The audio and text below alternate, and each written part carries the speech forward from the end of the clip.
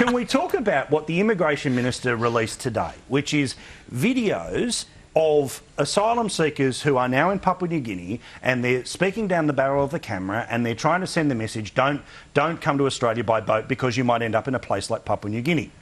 Now, can I be rather direct about this, is that I think this is disgusting.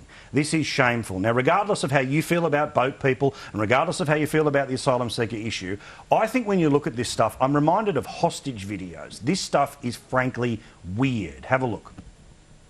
خودمو سپردم خیلی پشیمونم توصیه میکنم که تحت هیچ شرایطی کسایی که واقعا حتی جونشون در خطره حتی جونشون تو کشور خودشون مثل من در خطره به کشورهای اطراف خودشونو به یوئن بسپارن و از این راه تحت هیچ شرایطی عبور نکنن چون اصلا با کسی شوخی نداره این راه میخوام برگردم چون که اینجا فکر نمی‌کردم شرایط اینجا خوب باشه مثلا بتونم اینجا زندگی کنم اصلا فکر نمی‌کردم که باید بیارم تو پاپاگینو و خیلی واقعا اذیتم اینجا نمیتونم زندگی کنم خیلی به ما دروغ گفتن همه حرفاشون هم دروغ بوده بعدش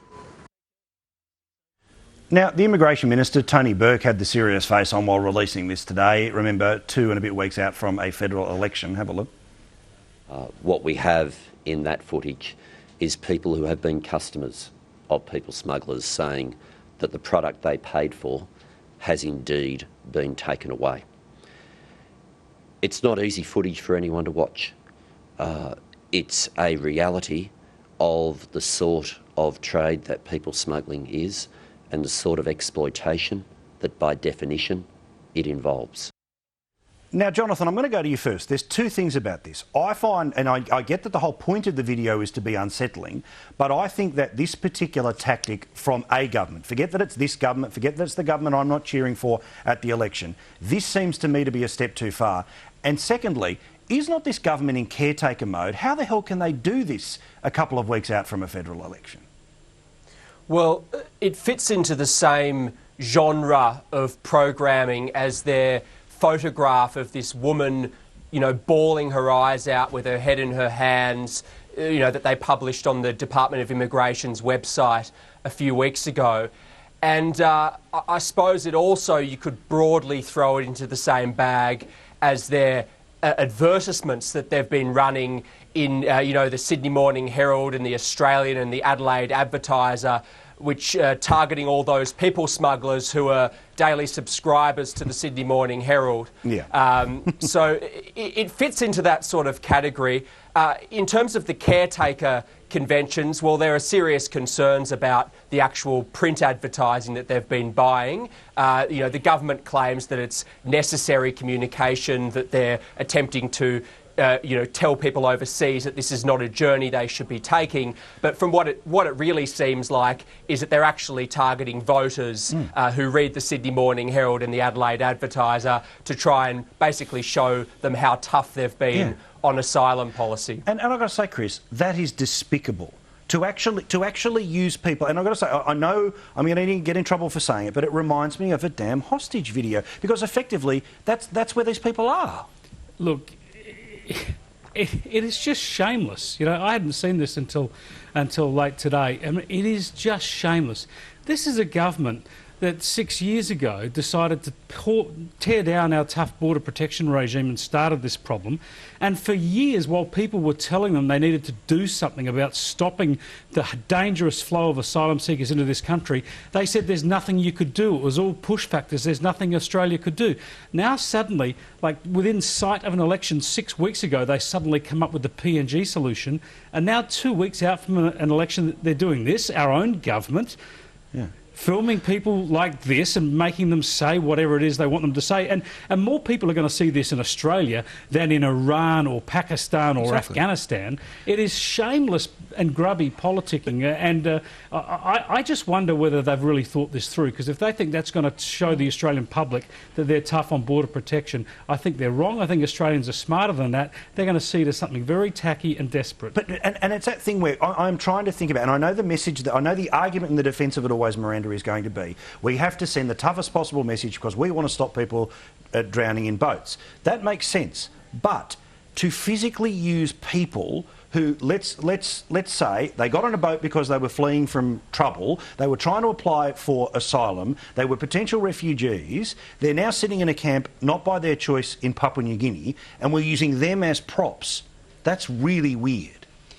It is. It's just repellent, the whole thing. And what it's doing is it's making us, the Australian people, complicit in this, you know, cruelty, incompetence, disaster of Rudd's creation.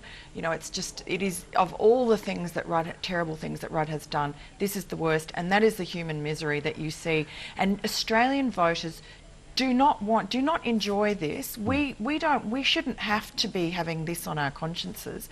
The other thing is that it's so repellent and ugly, it's starting to reinvigorate the old Howard era bleeding hearts, and they're all, you notice they're all getting into line now, ready for an Abbott regime to come in, and having been silent and complicit for the last 4 years, they'll find their consciences. Well, and I've just got to say, Grace, if a previous government had done this, could you imagine it would have led the news, it would have been outrage all round. Again, I just can't get past the use of real people as a prop like this to make a point, not to stop boats, but to win votes. It's disgusting. Oh, it's a disturbing video, Paul. You know, it's the promo video for our rent a hellhole. And you know, the only thing is that the government need to be very careful. It's only a matter of time before something really awful happens to some of these people. It is Papua New Guinea. They are likely to get, you know, chopped to pieces, and I'm not exaggerating. It's an extremely violent place. I can say that because I grew up there. So something awful is going to happen very soon, and then what have you done? You've set a precedent, you've sent cameras in, you've got people to talk. So very dangerous in my view. But also what I find bizarre here too, Chris, and I want people to understand this. You know, I used to be the onshore processing guy, right? I'm not coming at this from, you know, all solutions are, you know, the hardest line possible, and I know you're exactly the same too. But my thing is that we don't allow the press to go into detention centres to show the validity of either the claims or the quality of the conditions, but promo videos are made by the Department of Immigration in these very facilities. That's weird. Look, it is really weird, and I'm someone who's always supported strong borders. I know it can be tough and even cruel, but I know it's worked. But what's going on here is just completely weird. As you say, we can't get access to asylum seekers in detention to talk to them about their stories.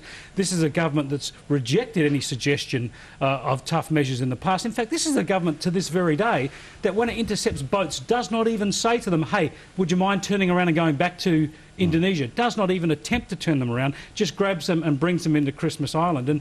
And the other point I was just going to make is we are only 16 days away from a federal election.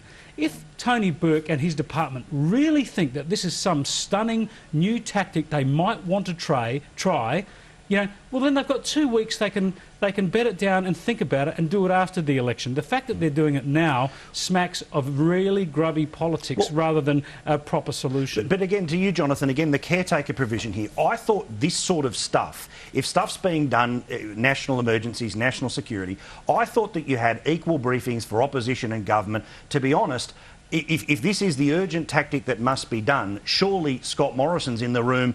He might disagree with it, but at the very least he knows that this is what's being done. After all, this is his watch, if the polls are right, in 2 and a bit weeks. Right. Look, I didn't see any suggestion. Well, Tony Burke didn't attempt to claim, I don't think, today that this was briefed to him as something that he had to do. However, he is saying that, you know, it's important that this gets out there. You know, we need to show, you know, this video to the world. I also noticed he said today that the people who spoke in the video were not induced or pressured or told what to say, but yet, you know, they're going to play this video, put it on the website, spread it round. I guess to your point about caretaker, it really comes down to what's formal and what's informal, what's paid advertising and what's not, what's a brief and what's, you know, something that they're sort of using as election campaigning. I think this stuff's pretty murky. I really do. I think the print advertising was a disgrace.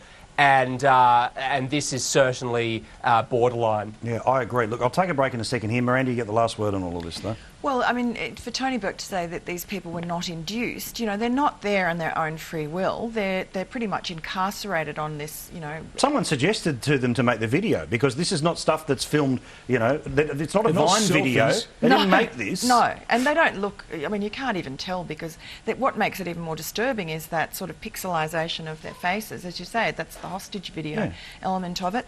And, you know, to have them talk about their tales of misery, and we already know from... you know, that fantastic program that we saw the other day was at Four Corners on, you know, that the asylum seekers are being raped on Manus Island. Well, that's, the Dateline program with Mark Davis. And again, perfect example. You don't let somebody like Mark Davis in to say, what are those conditions? But no, trust us, everything's fine because here's a video that we made.